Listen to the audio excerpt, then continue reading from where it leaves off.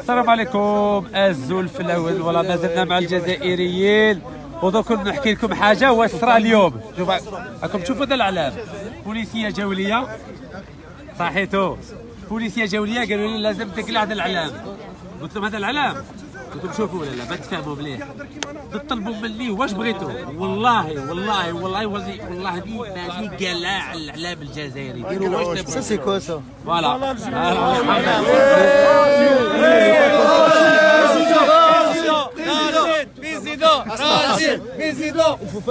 كما عيد المرأة اليوم. أعطي كلمة للنساء الجزائريات، أعطي الكلمة للنساء الجزائريات.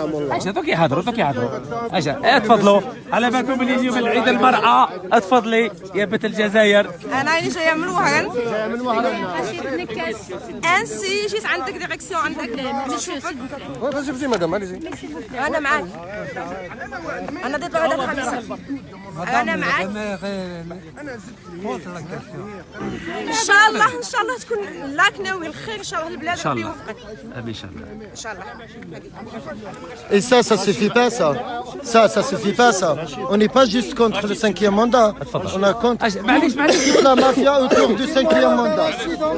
Toute la mafia qui mal gère le pays. On est tous contre tous. Il n'y a pas que. ما تهضروش في رحمه يا ولاد البلاد وبنات البلاد. Notre système, c'est un cancer. C'est un grand cancer en Algérie. C'est un cancer qui les brache. C'est un cancer. Mais il n'y a pas juste le 5e mandat. Moi, je peur pour toi et pour le peuple. Parce que vous faites espoir. Vous faites un grand espoir là. Mais c'est un risque, ça. C'est un cancer chez nous. C'est un cancer. Rachid, s'il te plaît, est-ce qu'il y a d'autres plans Est-ce après que le le plan C? On va faire étape par étape, ستيب باي ستيب، دوقا ما تقلقوا ما والو. على بالكم باللي النظره السياسات تاعي على 2012 الله، ما تقلقوا ما والو. Ça va très bien finir Inch'Allah. Quel est votre pronostic? Moi je pense que si on reste dans la légalité, dans le cadre de la Constitution, Inch'Allah يكون الخير برك ان شاء الله. Sur le chef, une question تفضل. pour la jeunesse. En 2017, معليش توسعوا شويه معليش. 2016, vous êtes présenté aux élections J'ai essayé, présidentielles. oui, tout à fait. Pour défendre les musulmans, oui. ولا ما بديتش tout de suite par l'Algérie. ترى باين بلي راك رافد الجزائر في قلبك. ما كنت جاوبك. الدستور تعرفوه ولا لا؟ الدستور واش يقول بلي لازم واحد يترشح لازم يكون عنده 40 سنه. في 2007 كان عندي 35 سنه. وجدت روحي ندافع على المسلمين. نسقسيك حاجه برك. وي تفضل. احنا رانا كاع كونتر النظام ومانيش كونتر عليك، وانني مع الشعب. معليش ما راك كونتر عليا، معليش خويا. المشكل اني حاب نسقسيك برك وجاوبني. تفضل. انا حاب نفهم برك. بيان سور تفضل. اني دابري واش راني نسمع في لي ريزو سوسيو راهو يقول لك باللي درتوا اجتماع عند سي طاهر ميسون. وي يعطيه الصحه بارك الله فيه. فوالا اسكو قلت لهم باللي عندك البلون بي؟ جامي دو لا في. نفهمك حاجه ولا لا؟ واحد كيدير السياسه لازم يدير استراتيجيه، ماشي واحد يروح يبرح يقول واش ندير. توتافي كاين ولا لا؟ انا الجزائري في فيسبوك. شوف نقول لك حاجه، شوف لي زالجيريان باغ اكزومبل كي تحرك باغ اكزومبل بلاصه الاخرى في الفيسبوك الناس يقولوا لي يا رشيد ما تقولهمش وين راك تروح. اجا شوف كانوا يقولوا لي هاك 2016 2017 2018 2019 يا رشيد ما تقولهمش وين تروح. ودوكا على حاجه يعني حساسيه نروحوا نقولوا للناس يا جماعه هذه بلان بي. ما على بالي الشعب الجزائري وحاب يفهم. انا حاجه ما فهمتش. دوك انا ندير تحالف معاك. وي وانت عندك بلان بي وما قلتليش عليه. دوك انا باش ندير تحالف معاك. لا خويا ما درناش تحالف، تلاقيتو يعطيك الصحه ماشي كيف باش ديروا واحد كاع تفوتيو عليه باش يروح هو البريزيدون. بصح من بعد ما تفهمناش، تعرف لا ما تفهمناش باسكو صرا المشكل تاع السلال اللي قال باللي لو 3 يقدموا الملف تاع الرئيس. الو وخرنا كل شيء، قلنا دوكا نكونوا مع الشعب، نديروا مظاهره الجمعه ونكونوا مع الشعب. انا نكون معاك الا حبيت نكون معاك، وانا دائما كنت معاك ودائما نتبع لي لايف تاعك. حاب نكون معاك ما تترشحش الانتخابات حتى ينحوا بوتفليقه. هذه قلتها تو سامبلومون. انا قلتها تو سامبلومون نحوا هنا ومن بعد تترشح انت انا ندعمك. انا قلتها ترشح ثاني مهدي ويترشح اكس ولا ايكغيك. المهم ما تترشحش معاهم باسكو هذوك لا مافيا ما تديهاش. شوف واش قلت انا، واش قلت ما عندهش باش يزيد كونتيني. يعطيك الصحة. شوف انا واش قلت، لو كان لو 13 مارس لو كان مجلس دستوري يقبل ملف تاع الرئيس انا نوقف. سي بون؟ خلاص فوالا هذا وين المسيره تاع اليوم في الجزائر، المسيره تاع اليوم في الجزائر باسكو انا نهضروا غير على انا معليش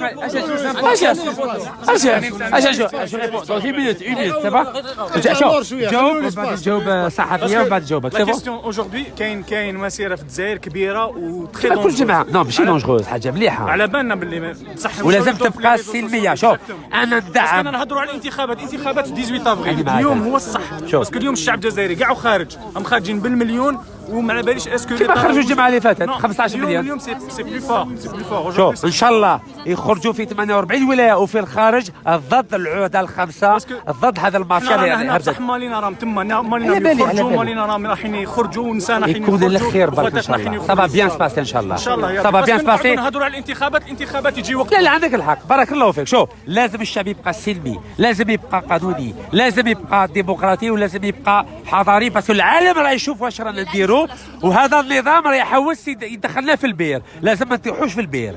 بس راكم تشوفوا سويسرا، بورتون لا سويس اي ان بي نوتر، شوفوا واش راهم يديروا، منعونا بعد نعرفوا وراه الرئيس تاعنا، فهموا؟ بيان سور سي با نورمال، يعني لي بري ان اوتاج. Le président algérien est pris en otage en Suisse. Je voudrais bien dire, monsieur Necaz, dire à l'hôpital cantonal, et puis aux Suisses aussi, si jamais on peut les attaquer, si jamais on peut les attaquer en justice, parce qu'ils sont complices quand même. Le peuple algérien, il aimerait savoir qu'est-ce qui se passe. Ils aimeraient savoir qu'est-ce qu'il y a le président. Pourquoi ils le prennent en otage? Pourquoi ils disent pas تعرف علاه؟ باسكو هذا الرئيس هذا كي كان وزير خارجيه سرق 15 مليار سنتيم، وين خباهم هنايا في سويسرا. فوالا يا جماعه راكم تشوفوا سويسرا ولا ما بغاوش يخلونا ندخلوا في السبيطار، راكم تشوفوا وجابوا لنا شحال كان 50 بوليسي avec des civils aussi. فوالا قلت لهم ضعفوا علاه راكم ديروا هاك، باسكو هذا الرئيس سرق الدراهم تاع الشعب وخباهم هنا في سويسرا. دي كومبليس فوالا راهم كومبليس معاهم، راهم كومبليس، وان شاء الله كي تستقل الجزائر نحاسبوهم. فوالا معليش تفضل لي جورناليست. ايوه بس ارواحوا نورمال في نبا. François Michel, si c'est pas live. Alors vous représentez qui exactement? Doucement. الحدث. حدث الله يبارك. اروح نورمال. مثل الجزائر. شو معليش؟ وي. C'est broché? Oui, c'est broché, mais j'ai pas de raison. On filme. الله يحفظكم ان شاء الله. On filme, oui. Bien sûr, avec plaisir خويا. اوكي شو عم تعمل هون؟ شو عم تعمل موجود هون؟ السلام عليكم. أزول الفلاون، على بالكم باللي الرئيس الجمهورية الجزائرية السي عبد العزيز بوتفليقه راه هنايا في المستشفى، والشعب الجزائري كامل كان 40 مليون جزائريين بغاو يعرفوا الرئيس تاعنا راه حي ولا راه ميت. عندنا 7 سنين ما كان حتى واحد تلاقى به، ما كان حتى واحد سمع الصوت تاعو، واليوم راهم يقولوا بغاو يرشحوه. هو على بالنا باللي مات ربي يرحمه، والشعب الجزائري من حقه يولي يعرف الرئيس تاعنا لماذا ما راش في الجزائر. رانا في الوقت اللي الله هذه الحكومه السويسريه على بالنا باللي كان الملاير تاع الجزائر راهم هنايا في البنكه هنايا في سويسرا، ان شاء الله يستعقلوا ويخلوا الشعب الجزائري يعرف لو كان الرئيس تاعنا راه حي ولا راه ميت. بس ليش عم تطلب من الحكومه الجزائريه مش من الحكومه السويسريه مش الحكومه الجزائريه؟ الرئيس الجزائري ما راش في الجزائر، راه في سويسرا. من حقنا نعرفوا ولا منعونا بدخلوا في المستشفى. حاولت تدخل حضرتك؟ ما بغاوش. نعم ما بغاوش يخلونا نشوفوا الرئيس تاعنا لو كان راه حي ولا راه ميت. على بالكم بلي داخله في السياده الوطنيه. لو كان نشوفوا باللي دوله اجنبيه تمنع الشعب الجزائري يتلاقى مع الرئيس، يعني باللي رانا نقلبوا يعني في السياده الوطنيه الجزائريه. يعني اليوم الجزائر ماهيش السياده الجزائريه راهم يقلبوا فيها. بس في سريه طبيه، يعني بيقولوا ما بيقدروا يعطوا معلومات عن مرضى. ما كاش السريه الطبيه كي كان مشكل سياسي. يعني هذا الرئيس الجمهوريه من حق الشعب الجزائري يعرف لماذا الرئيس ما راش في الجزائر اليوم، لماذا الرئيس ما يداويش روحه في الجزائر. يعني هذيك خاطره كان يداو يروحوا في فرنسا دوكا في سويسرا، يعني فرنسا وسويسرا ما يحكموا في الجزائر، هذه حاجه غير مقبوله. والشعب الجزائري سقسيه سوليه وتشوفوا واش يجاوبك. اتفضلوا يا جماعه. طب انت حضرتك بتعتقد ما لازم يترشح كان على الانتخابات الرئاسيه؟ ما يقدرش يترشح، كيف انسان ما يهدر ما يبان مستحيل ما يترشح، هذه حاجه غير قانونيه. معليش. السلام عليكم الزول فلان. واليوم العيد المرأة، نشكركم كاع، الله يحفظكم كاع، يعطيك الصحة. حل راك راجل، الله يحفظك، يبارك فيك. معليش جاوبيها جاوبيها راني نتبع فيك. الله يحفظك. في شكوى هون حدا قدام الشرطة مطالبين يفتحوا تحقيق بعائلة الرئيس بوتفليقة، قايلين انه هن خاطفينه واخدينه ضد ارادته، يعني ما بعرف حضرتك كمان رح تلجأ للشرطة وتطلب انه يتحركوا او كيف؟ الشرطة ما بغاوش باللي ندخلوا هنا في المستشفى، وقالوا لنا لازم نقلعوا الاعلام الجزائري، قلت لهم طلبوا مني كل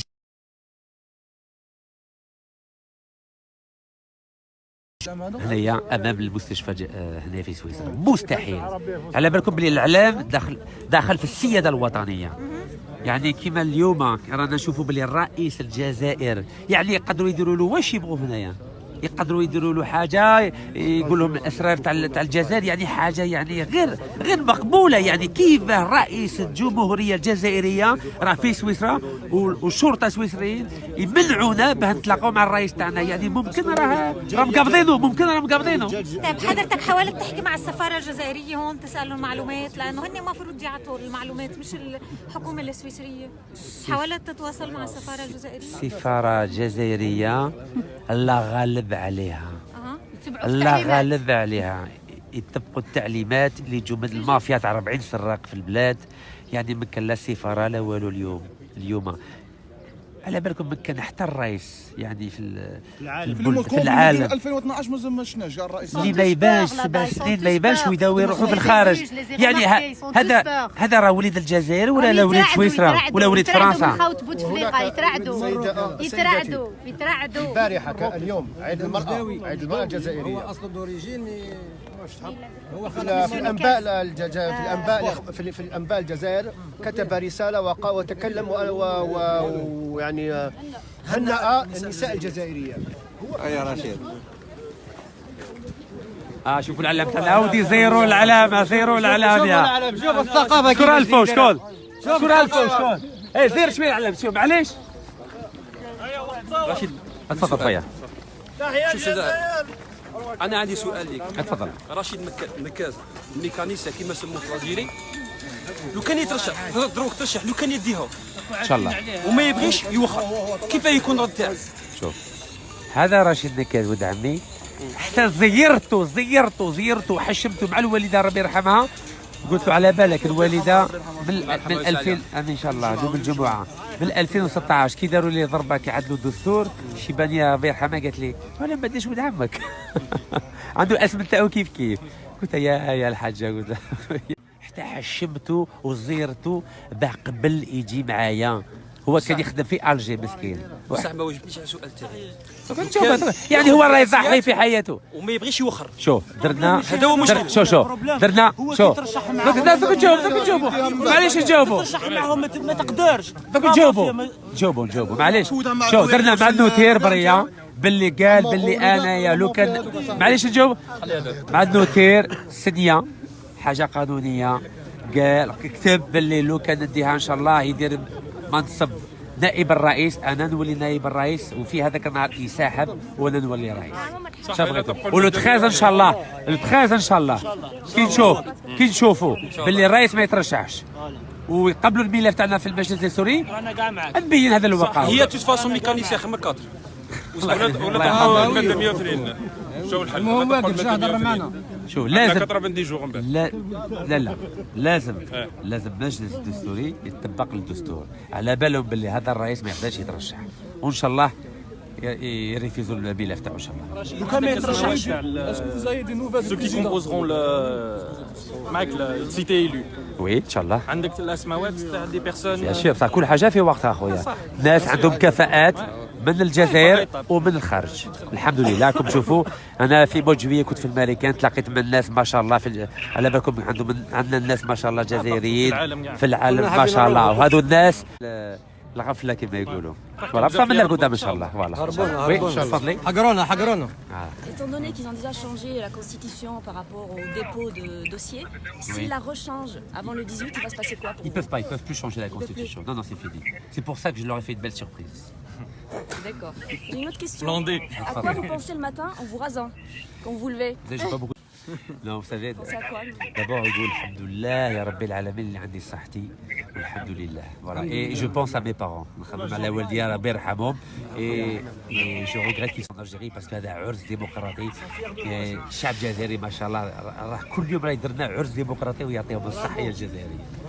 Il y a ma mère, elle vous adore, elle est juste là. Donne là-bas. الحاجة يعطيكم الصحة، على بالكم عندنا ما درتوا لنا حالة. عندنا بديرك ترى شيء يقولون حاجه عندنا بديرك. شوفوا والله بارك الله فيكم، على بالكم في عندنا ما سرقوا لي تليفون هذوك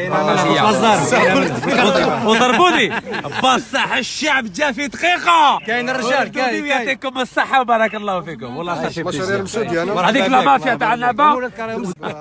معليش ما تخليش روحك تطيح في البير معاهم، باسكو هذوك لا مافيا تترشح معاهم ما تديهاش. لا اسمح لي معليش نجاوبك. الفيس 91 داها باسكو الشعب وقف اسكو دا البوفوار دا الغلطه. تعرف شنو الغلطه اللي دارها؟ خوف الشعب. شكون اللي خوف الشعب؟ الفيس في الهضره تاعو خوف الشعب. كي خوف الشعب الدولة اللي خوفت الشعب بالفيس. معاك بس هو تعاو بلوكازيون في الهضره. الحكمه هربت له. راك معايا ولا لا؟ صح في 2019 يعطيك الصحة. الديمقراطية سيتي تو نوفو. بصح اليوم الحمد لله احنا درسنا التاريخ تاع البلاد، ما نديروش الغلطه تاع الفيس في 91 باسكو دخلوا في البير. انا ما يدخلونيش في البير يا خويا.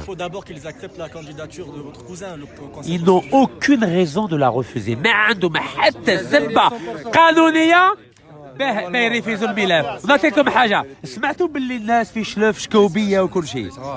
اي انولاو كل شيء، رجعوا الراول. والله ما شاء الله. اي فوالا فهم. تعرفوا علاه ولا لا؟ باسكو هذا النظام فهم باللي ما كان حتى سبه قانونيه باه واحد يشكي بيا ولا باه المجلس السوري يريفيز الملف. راشد احنا نخافوا دوك شما درك انت كتروح كش ما يديروا لك. شو يديروا؟ ما تدريش هذا النظام. ما عرفني. شوف ارض الله واسعه. شوف يا ولد البلاد، شوف انا نخاف من ربي سبحانه وتعالى. كيفاش؟ يديروا كلش. هو البروبليم. البروبليم احنا باش نديروا رئيس البلاد. كاين رجال ما شاء الله واليوم العيد المرأة هكذا ولا لا؟ وكنت موت لنا انت راشد كيفاش؟ معليش شو هذا 1.5 مليون ربي يرحمه ماتوا ما قرار رشيد الكاس ما يسوى. شوف واش وين تبان مع الشهداء ربي يرحمهم. وين تبان؟ ان شاء الله ان شاء الله ان شاء الله يسهل على كل مؤمن ان شاء الله. بريزيدون يجي على بروكسل. راك سيلفي تاعي يسلفي مع الرئيس تاعنا ان شاء الله. شوفوا يا خوا لازم نقلعوا الخوف. على بالكم هنا من اللي يخافوا من الواحد اللي ما يخافش. وي جو في فو دير كيلكو شوز. النظام هذا فاسد، هو بروحه راه خايف. تعرفوا علاه ولا لا؟ على باله باللي كاش ما يصرى لي حاجه برك العالم كوبلي على باله باللي هو اللي يختار لي. كاينه منها راشد. على بالهم هذا هو الفلوس. على بالهم على بالهم كاش ما يصرى ليه هما. باسكو سي اللايف هذا هو اللي يخليك يعطيك الصح فريمون يخافوا منه. شفتوا طريق وهران؟ شفتوا طريق وهران كيما كانوا 100 واحد عسكر جدارميه بوليسيه. رشيد اللي على تريبين دو جنيف. واش شوي؟ لا هضر معاهم خويا هضر. لا هضر معاهم خويا. يا ولد البلاد انا ديمقراطي. ويا زيد شوف Ils veulent parler avec vous, pas avec moi. Monsieur Richard. ويا زيد Allez-y, monsieur انا Richard. ديمقراطي. كنا ديمقراطيين. اي واحد جزائري يهضر مع الاعلام. معكم بعد. بارك الله فيك. Bonjour monsieur. Bonjour monsieur. Alors j'ai lu vos articles de la Tribune de Genève. Quand vous dites que le président serait dans une situation médicale difficile, j'ai une question à vous poser. Est-ce que vous l'avez rencontré? On a tout fait pour le rencontrer, mais on a des sources très proches. L'avez-vous La rencontré? police m'a empêché de le voir, malheureusement. Donc vous ne l'avez pas rencontré. Donc comment pouvez-vous écrire des choses sans même avoir vérifié cette information? On a vérifié auprès de beaucoup de sources très très proches du dossier. C'est-à-dire? Ah mais on n'est pas obligé de parler en live là, mais... Ah, vous savez, vous connaissez ma politique, c'est la transparence totale. Ah bah nous on n'a pas de transparence à l'égard de la protection des sources, je sais pas si vous connaissez, on protège nos sources et on protégera corps et âme, rassurez-vous. D'accord, donc vous avez des sources. On a des sources très fiables. Très fiables. Et pourquoi la police nous empêche d'accéder à l'hôpital? Demandez-leur. Je leur ai demandé. Ils m'ont dit on a reçu ordre de ne pas vous laisser. Bah, je peux pas parler à leur place. Mais c'est pas grave. Vous en pensez quoi, vous, en tant que journaliste suisse? Vous pensez pas que la Suisse est sortie de sa neutralité légendaire? Moi, je sais rien. Je suis journaliste, je suis pas militant, je Très suis bien. pas éditorialiste. J'essaie juste d'en savoir un maximum sur Très bien. l'état de santé de votre président. Et comment va-t-il alors? Bah, vous avez lu l'article, il va pas très bien, je crois, mais Non, mais depuis hier, ça a pu changer. j'ai pas de nouvelles. Vous en avez? Vous êtes monté? Ah, ils ont refusé que je rentre à Ils ont l'hôpital. refusé à la porte d'entrée? Oui, exactement. En bas ou au 8e? En bas, en bas, en bas. J'ai même pas eu le droit de monter l'ascenseur. Peut-être qu'il marche pas l'ascenseur. Il y a des escaliers. C'est monté au 8e étage. Vous êtes arrivé quand? Ce matin, à 10h30. Ce matin, Il y a les journalistes juste. Et vous restez combien de temps? Je vais rester un certain temps. Le temps qu'il faudra. D'accord. Non, ici, aujourd'hui, à Genève, devant l'hôpital, où est censé être le président algérien, pour faire une déclaration qui est liée à son dossier de candidature. Je vais aussi vous filmer alors, vu qu'il y a toute la concurrence qui filme. Je vous écoute. Donc j'ai souhaité venir ici à Genève devant l'hôpital où est censé être le président algérien, M. Bouteflika, dans la perspective de la décision du Conseil constitutionnel algérien le 13 mars prochain de valider ou d'invalider son dossier de candidature. Il va de soi que si le 13 mars, son dossier de candidature est validé par le Conseil constitutionnel algérien, et étant donné son état de santé qui est au minimum très délicat et au maximum mourant, il est évident que je ne pourrai pas continuer à cautionner cette élection présidentielle et je retirerai donc le dossier de candidature de Rachid Nekaz. Vous n'avez donc pas pu monter à cause de la police, mais est-ce que vous êtes en contact sinon avec le patient, en tout cas avec son entourage? Vous savez, le régime algérien nous a habitués à des scénarios bien ficelés. Déjà en décembre 1978, lorsqu'ils ont déclaré la mort de l'ancien président algérien, M. Ouari Boumediene, tout le monde sait qu'il était mort un mois avant. Donc l'Algérie, qui pratique une communication politique qui est héritée du système soviétique, est familière de cette communication où on manipule l'image et on manipule le nom du président de la République pour mentir au peuple algérien. Ils ont tellement l'habitude de mentir qu'aujourd'hui, c'est devenu une affaire internationale et cela, on ne peut plus le cautionner, surtout qu'il s'agit d'une élection très importante pour l'avenir du peuple algérien et on ne peut pas laisser la communauté internationale continuer à mentir au peuple algérien, comme l'a fait l'ancien président français, M. Hollande, qui a dit qu'il avait rencontré le président algérien et qu'il avait été marqué par l'alacrité de M. Bouteflika. Vous avez sans doute vu dans la tribune de Genève aujourd'hui qu'une plainte a été déposée en Suisse par un ressortissant algérien qui profite de la présence de M. Bouteflika en Algérie, en Suisse, excusez-moi, pour qu'on tente d'ouvrir une enquête. Qu'est-ce que vous en pensez? Vous savez, toutes les initiatives de citoyens ou de citoyennes algériens en vue de connaître la vérité sur le véritable état de santé du président algérien est la bienvenue et je salue l'initiative de ce citoyen algérien. Mais ce qui m'inquiète, c'est la position du gouvernement suisse. Tout le monde sait que la Suisse est un pays neutre, mais je constate que la Suisse est sortie de sa neutralité légendaire. La Suisse ne veut pas s'exprimer, vous aimeriez qu'elle s'exprime? Je souhaite que la Suisse reste neutre. Quand des Algériens demandent à connaître l'état de santé, qui est une affaire publique pour un président de la République, il ne faut pas qu'ils mettent 50 policiers à l'entrée de cet hôpital. Ce qui signifie que la Suisse n'est plus neutre. Ce qui est hautement regrettable, surtout si, dans les semaines à venir, il y a un nouveau président. Pour protéger un patient, ça fait quand même partie des... Ce n'est pas un patient, c'est un président de la République et vous savez que le bulletin de santé d'un président de la République doit être public. Ce n'est pas un patient, c'est un président. Et si la Suisse s'entête à continuer à mentir ou à cacher la vérité au peuple algérien, si je deviens président de la République le 18 avril prochain, sachez qu'il y aura des répercussions diplomatiques avec la Suisse. Merci à vous. الله يحفظكم. شو ردة فعل سمو الفعل تاعك؟ سي زعما ما قبلولكش زعما سمو 3 مارس. وش هي ردة فعل تاعك؟ يا ولد البلاد داو واحد شوف داو لا نجاوب نورمال عادي. شوف خويا عزيز، شوف سقسي واش تبغي. شوف واش من سبه قانونيه ولا دستوريه باه ما يقبلوا. قولي ولدي شوف هذا ولد عمي، شوف نقول لك ولا لا، هذا ولد عمي عمره ما خرج من البلاد، ما عنده جنسيه امريكانيه ولا اسبانيوليه.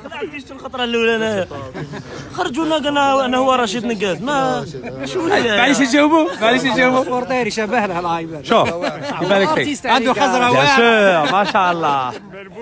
شوف هو باسبور ما عندوش، متزوج مع جزائريه، عمره ما سكن في الخارج، وعنده 40 سنه، وعنده الاستمارات، وراه المشكل دستوري ولا قانوني باير يفيزو الدوسي تاعو. هيا قولوا لي برك. الله يحفظك. واحد مناضل كيما نتايا رانا معاك، بصح هو مش مناضل. خويا عزيز نقول لك ولا لا؟ مش قضية ميكانيسيا، والله ماشي قضية ميكانيسيا يكون معليش نجاوبك. شوف هو يولي رئيس نهارك خايف منه نهار مناضل، نحب واحد مناضل. خويا عزيز نهار انا نولي رئيس ان شاء الله، ماشي هو باش تبدل الدستور سي با فاسيل يا ودي سهل. في نهار شوف المجلس الشعبي الوطني ومجلس الامه في نهار خويا نورمال عادي. نهار بينهم مع شوف حنا شوف كي عنده الدستور او مع الشعب او مع المجلس الشعبي الوطني ومجلس الامه، حنا نديروه رابيد مع المجلس الشعبي الوطني ومع مجلس الامه نورمال عادي ولا مشكل. نهارك خايف نهار بس هذه نهارك خايف افونتير ما على بالناش كيف راح واش من افونتير بالله راك خايف بالله خايف مستقبل ولادنا بالله راك خايف فهمني برك. عندك تصويره تحكم فيك. شوف عندك ضايع المستقبل تاعنا، ديجا المستقبل تاع الدراري ماهوش ضايع دوكا بقادر. لا الحمد لله صافا. فاش الحمد لله؟ شوف انا مانيش مع النظام. واش انا نديرو هنايا باش الحمد لله؟ اسمح لي لو كان الحمد لله كنا قاعدين في البلاد. واش انا نديرو هنايا؟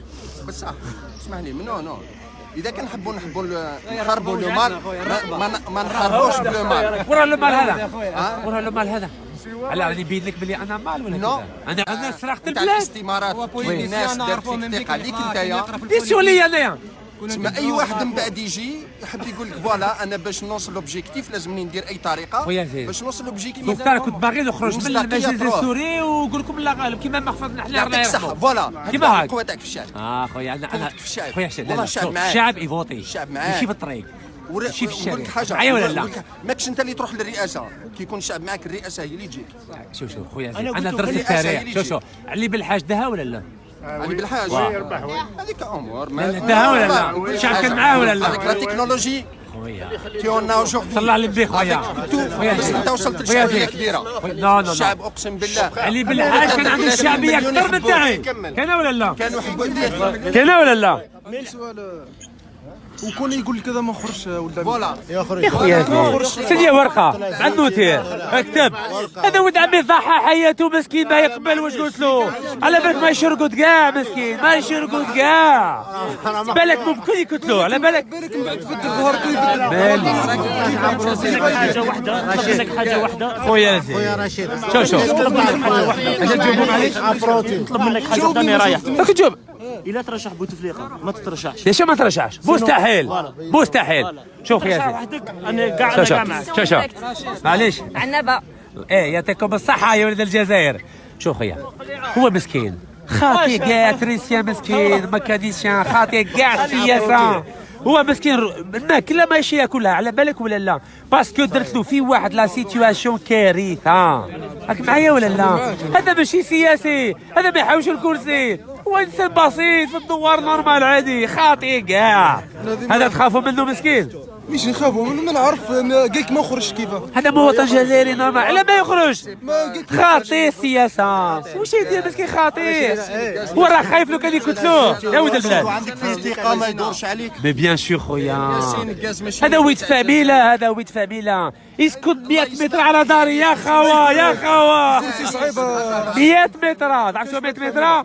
100 متر. وامه والله ما شاء الله الله يرحمها بابا ما شاء الله الله يرحمه بابا كان صاحب بابا ربي يرحمهم ما كانش زيكزاك يا الخوا هذا ويت فاميلا هذا. برك ان بوان رشيد تفضل. حبيت نقول لك حبيت نعطي اكزومبل لهذا المعارضه هذه تاع الكارطون اللي راهي تضرب في بعضها شغل حنا درك في مومون سونسيبل صح وواحد يقول لك نكاز فيه زيتوت فيه شغل مريحين يضربوا في بعضها. شوف لي سبلي دليل يقول لي اش عندي كاين ان بوان تفضل. حبيت نهضر كش ما سمعتوا نتوما مره بن يونس ولا سلال ولا ايا كان هضر في خوه جامي مستحيل على باطل ومتحدين. حنا على حق تحدين على كادر. حنا على حق ويجي واحد يقول لك هذا مهرج يجي الاخر يقول لك اعطاهم فرصه يحاكموه. علاه تمد شرعيه للنظام باش يحاكموا واحد وادرس شويه لا ادرس فهمتني لا ادرس لا درس حلل شويه من بعد حنا لازم شد نضربوا. حنا لازم نضربوا مع بعضانا ونتحدوا مع بعضانا لو كان تعود نشوف دير في كريم باش تصوفي دولاني معاك حتى من بعد كي نكملوا نهضر مع دينك راهي استعاره بس على بالك علاش راهم يديروا هاك ولا لا؟ نهضر لك على بالك علاش؟ على بالك؟ وي نهضر انا دي ماريونيت تاع ديما مشكوكين في امرهم. فهمتني؟ عاودها لك؟ لا سمعتك حبيت تعاودها زيد عاود. سي دي ماريونيت تاع فوالا انا عندي ان بوان يديروا رواحهم شوف يديروا رواحهم ضد النظام على ما يروحش البلاد هذو الناس علاش؟ انا على نروح البلاد وما يروحوش. نعطيك ان بوان خلي سي رشيد خليني نكمل لو بوان تاعي. اللي قال لك على الدستور وقال لك انت عن بالك بالدستور 2016 غيروه. معليش يكمل برك. داروا دستور اسمعني داروا دستور في 2016 على ما قاسنا شغل خيطوه كي الكوستيم. ميرسي بوكو لا يحفظك خيطوه داروا بونجور صباح الخير صافا راهي ديما معنا قاعد كمل برك. ميرسي مسيو برك رشيد. ديت l'Italie d'arrêter de profiter de l'Algérie. سمعت خليني نكمل خير. داروا دستور في 2016 خيطوه كي الكوستيم على ما قاسهم كيما في 96 معنا محفوظنا حنا على داروا دستور ويجيني واحد ويقول لي كيفاه رشيد ترشحوا عن بالهم واش من دستور كش ما عندنا دستور ما كاينش دستور. درك انت دير شوف طريقه اللي يقدر توصل بها للكرسي ديرها ورانا معاك. جيب ولد عمك جيب ولد خالك جيب خوك شوف جيب الشعب رانا معاك نهار توصل وتحكم فما نخيط نهار نوصلوا ماشي نوصل انا يدو واحده ما تصفقش خويا يدو ما تصفقش. لا ان شاء الله خويا كاين 84 يد 84 مليون يد ان شاء الله ماشي 42 ان شاء الله. الله يبارك فيك. الانتخابات هذه ما تكون كمل الانتخابات هذه ان شاء الله ان شاء الله. Marianne, je dois y aller moi. ان شاء الله يكون مرحله انتقاليه وانت تترشح روحك كرجل حر بلا وليد عمك بلا الاخر. لا ما يقدرش مع لا حيخلص باذن الله الدستور هذا نحيوه. لا نخلوه كيما هاك وندوها ان شاء الله ومن بعد نعدلوه الدستور. شوف لازم نربحوا الوقت لا لو كان ندخلوا معاه في الانتخابات ماشي معاه مع الشعب لا الشعب ماهوش حاب الا ولا دخل بوتفليقه من الشعب ماهوش حاب. سبا مارشي معليش نعاود وي افيك بليزير. Une question directe. Je vais juste répondre d'abord parce que ça n'a pas marché. On peut faire en même temps, c'est bien dans la foule. Il faut juste parler bien fort comme vous faites. Ok, très bien. Allons-y. Est-ce que vous avez pu voir le patient? Je n'ai pas pu voir et nous n'avons pas pu voir en tant qu'Algériens le candidat et président de la République, M. Abdelaziz Bouteflika, car les autorités suisses ont refusé, au travers de 50 policiers qui ont fermé l'entrée de l'hôpital, que 50 Ah bah regardez, vous les avez pas vus? Pas encore. Ah bah vous allez les voir, je pense qu'ils sont visibles. Donc 50 policiers nous ont empêchés de prendre des nouvelles du président de la République, M. Bouteflika, ce qui est hautement regrettable puisque la Suisse est un pays neutre. Vous savez que le bulletin de santé d'un président de la République est quelque chose de public et donc c'est notre droit en tant que citoyen algérien de connaître le véritable état de santé du président, surtout que la constitution algérienne dit clairement que pour être candidat aux élections présidentielles, il faut être en très bonne santé, chose qui n'est pas le cas. Avec sinon le patient, en tout cas l'entourage qui aurait pu vous donner ce bulletin? Le patient, comme vous le savez, est hors des écrans radars depuis le 8 mai 2012. Personne n'a rencontré le président Bouteflika. Personne n'a entendu la voix du président Bouteflika depuis le 8 mai 2012. Son entourage refuse d'être en contact avec nous ou de donner de l'information, ce qui veut dire qu'il y a évidemment anguille sous roche et donc que le président de la République ne peut pas être candidat aux élections présidentielles. Vous êtes à Genève, son entourage est manifestement à Genève. Pas de rencontre de prévu? J'ai tout fait pour avoir des nouvelles et du président et de son entourage. L'entourage refuse catégoriquement toute rencontre et toute information, ce qui veut dire que nous ne sommes pas dans un cadre de transparence, ce qui veut dire que l'élection présidentielle qui s'annonce risque d'être très houleuse, car comme vous le savez, il faut que le président soit en bonne santé pour que le Conseil constitutionnel valide sa candidature le 13 mars prochain. Il est évident qu'à quelques jours de cette deadline, il est manifestement impossible de valider la candidature de M. Bouteflika. Vous critiquez donc la position officielle de la Suisse qui ne s'exprime pas. Vous souhaiteriez que la Suisse dise quoi? Je ne souhaite pas que la Suisse s'exprime. Je souhaite que la Suisse reste neutre et laisse les Algériens demander une réponse à leurs questions, notamment à l'hôpital ici à Genève, concernant la santé du président de la République. On souhaite que la Suisse respecte les lois, respecte le caractère public de l'état de santé d'un président de la République et ne s'immisce pas dans les affaires intérieures algériennes. Je constate aujourd'hui que la Suisse est sortie de sa neutralité, ce qui est, comme je l'ai dit, hautement regrettable. Les Algériens manifestent un peu partout, mais aussi en Suisse, on le voit aujourd'hui. On l'a vu aussi dans nos colonnes, 2 plaintes. Une vient d'être déposée, une ressentissante algérienne souhaite profiter de la présence de M. Bouteflika en Suisse pour qu'une enquête soit ouverte. Qu'en pensez-vous? Je pense que toutes les initiatives d'Algériennes ou d'Algériens en vue de connaître la vérité au sujet de l'état de santé du président algérien est la bienvenue et je salue toutes ces initiatives. Ce que je constate, c'est que la Suisse, qui est la banque du monde, qui regorge des milliards de dollars du gaz et du pétrole algérien, a décidé aujourd'hui de soutenir la dictature du régime de M. Bouteflika contre la volonté du peuple algérien. Vous savez qu'il y aura bientôt des élections en Algérie, il y aura sûrement un nouveau président de la République. Il est évident que si la Suisse s'entête à sortir de sa neutralité légendaire, il y aura des répercussions diplomatiques lorsqu'un nouveau président sera élu à Alger. Merci beaucoup. Merci à vous. نقدر نرجعوا للحوار. اتفضل خويا. لانك ختمت اخر كلمه تقول انه هذوما اللي كانوا ينتقدوا فيك سيدي ماريونات دماغنا روحهم معارضين وهما يخدموا النظام.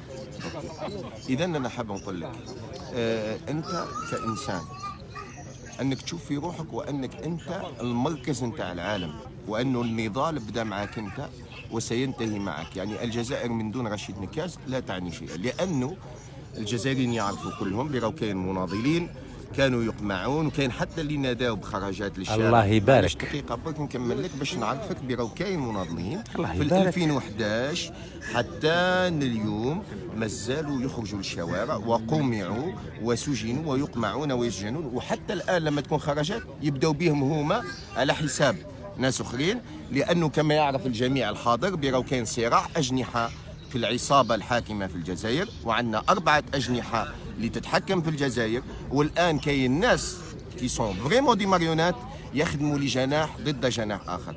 أما الشعب والحراك واللي كومنتير الموجودين اللي تحب لو تطلع عليهم معليش أنا يقولوا معليش يقولوا أنك أنت تخدم السلطة كما يخدمها البقية بطريقة أو بأخرى لأنه يشوفوا حسب الحوارات أنه لكل من يترشح الانتخابات هزلية معلومة مسبقا نتائجها هو يمد سيروم لهذا النظام والشعب يقول لازم الناس تلتحق بالحراك الشعبي إذا كانوا صح يمثلوا الشعب فلا بد أن يستجيبوا لمطالب الشعب. تفضل ومن بعد نعطيك النقطة. زيد فضلك. أنا كما قال سي أحمد ويحيى ويعطيه الصحة أنا مواطن عادي مش لازم ياكل اسمه لا يرد شعب. اذا أنا مواطن عادي. انا هذا واحد من العصابه ما نقولوش سي انا لا بدي تفهم المعنى، انا نهضر بالمعنى يا اخوي. انا مواطن عادي ما عندي والو، انا كيما انت هذا ما كان. شوف انت بالك عندك برمي، عندك برمي ولا لا؟ عندك برمي؟ ما عنديش برمي، ما عنديش حتى اقامه في سويسرا، وانا لا جوازي من الجزائر. جزائري ما عنديش برمي كوندوير. معليش انا نقول لك انا باش لا دقيقه بك اسمح لي كبيره قلت لي ناضل في البلاد. قلت لي نجاوب ولا كيف؟ شوف برمي ما بغاوش يعطوه لي، مات لي 2014 وسرقوه لي في تلمسان. هذه الاولى زوجه ربحنا. شوف ربحنا في المحكمه الاداريه، ومن بعد هذاك القاضي اللي طانا حق من بعد دار قال لا سي بون ريفيزي. شوف انا مواطن عادي خويا، ما عندي والو، ما تعماش كاع راسك. نتوما لي الزوب وبارك الله فيكم. لا نحن جنود، نحن جنود في خدمة الشعب. لي الزوب يعطيكم. انا والله والو. شوف عندي متر 83، عندي بالك 76 كيلو مش عارف. فوالا نشرب ناكل. انا نعرف واحد زيد فضلك، انا نعرف باللي واحد راه يشوف بعينه باللي مافيا راه يتسرق في البلاد، راه يتكسر في البلاد، راه يتكسر في المستقبل تاع البلاد، راهي تخلي ولادنا يموتوا في البحر. انا نشوف هذو الناس راهم كل يوم يديروا فيديو ضدي، وانا مواطن عادي وخلوا هذا النظام يسرق. انا اللي يديروا فيديو عليا، انا مواطن عادي، انا ما عندي والو. شوف ما عندي حتى قيمه. شوف ديمقراطيا نجاوبك. تفضل. تفضل.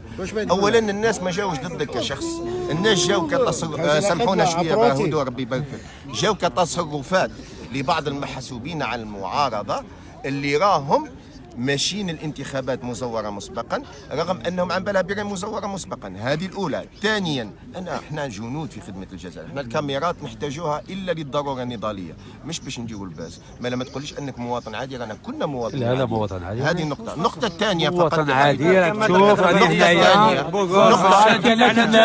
مع الشعب. هاك تشوف بين الشعب بين الشعب.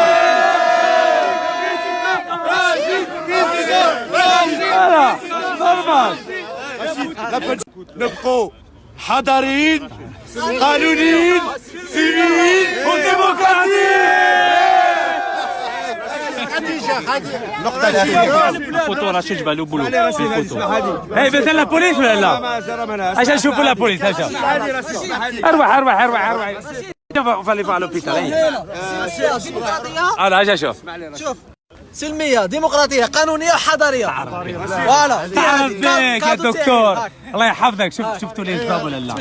شوفوا لي نظام. شفتوا ولا لا؟ هيا نروحوا السبيطار. هيا بسم الله. هيا روحوا السبيطار. السبيطار ما تساوي. يلا نروحوا. روح رابيد. هيا روح السبيطار. هيا روح السبيطار. هيا هدو خيمشوا لا بوليس. هدو لا بوليس قبل. سبيطار هدو. هوبلي. هيا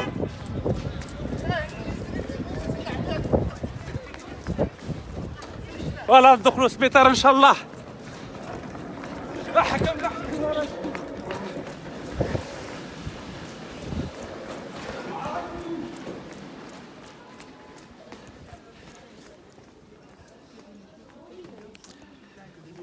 Bonjour.